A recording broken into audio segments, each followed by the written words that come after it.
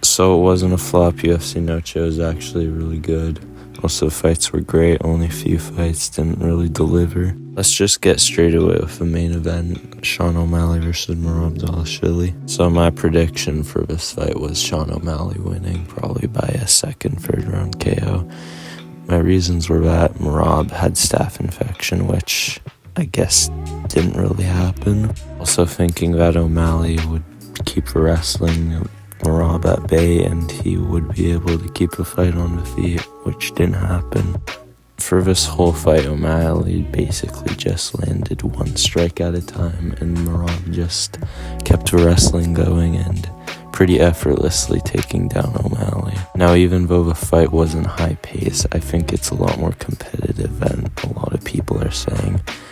People are acting like a 48-47 is some kind of a robbery, but I think rounds 3 and 5 could go to O'Malley. Round 3 was landing more, and in round 5 he was hurting Merab and could have gone the finish if he really pushed it. Even with this, Merab did clearly win the fight. As to what I think is next for these fighters, we're obviously going to make Merab versus Umar next, which I think would be a tricky fight for Merab.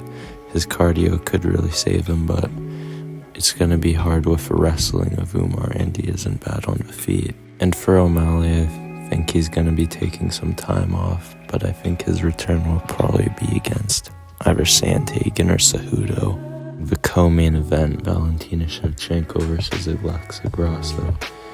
Now I picked Alexa Grasso to win this fight, which was a horrible prediction. This fight was basically just some stand-up, and then Grasso being taken down, some submission attempts, then other than that, 15 minutes of ground control for Shevchenko.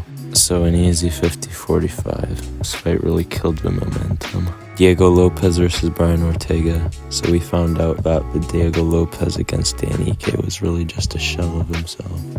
That he looked really good in this fight.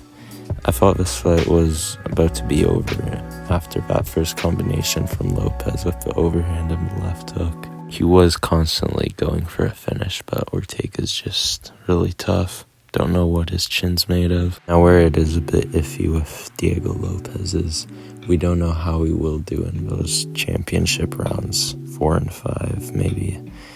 If he does ever fight a guy like Ilia Topuria, Max Holloway, even Volkanovski, I think if it goes to those championship rounds, they might get Diego out of there. But the main thing is we found out how good Diego Lopez really is. And let's talk about the fight of the night, Esteban Ribavex and Daniel Zellhuber. It was really interesting just seeing how much of a reach advantage Zellhuber had and how short Esteban's arms looked. How this fight was going was Daniel just kind of keeping Esteban away, and then in round 3 out of nowhere he hurts Daniel, almost gets that finished, but Daniel's still surviving somehow. And then he comes back and he still is really trying to get himself the win back, and that's what really made this fight of the night. Ronaldo Rodriguez versus Ode Osborne.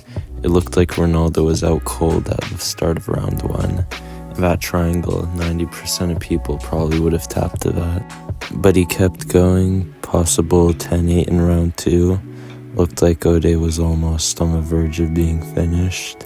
And in round 3, I think Ode Osborne won this round, which would have made this fight a draw, but I think they kind of had to give it to Ronaldo. It might be a weird decision, but Rodriguez is going to be a big star one day. I'm also going to talk about another fight I predicted, Ignacio Bahamondes versus Manuel Torres. I don't know why I think this fight would go to the decision. Now that I look at it, that made no sense, but yeah, Ignacio really did use his range well.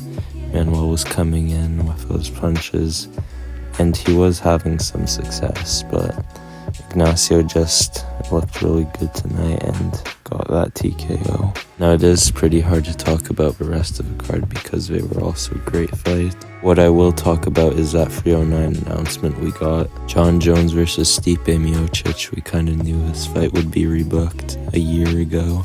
No, it probably will be a good fight, but it just is kind of weird. We do have 2 heavyweight champions. Tom Aspinall, the interim champion, who had to defend his interim title, so I think he'd only be the one deserving to get the fight with John for the belt.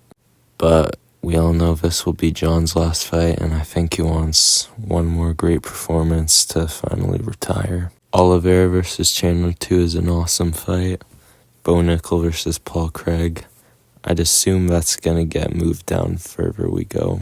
It is an MSG card after all, so we do have a lot more fights to be added.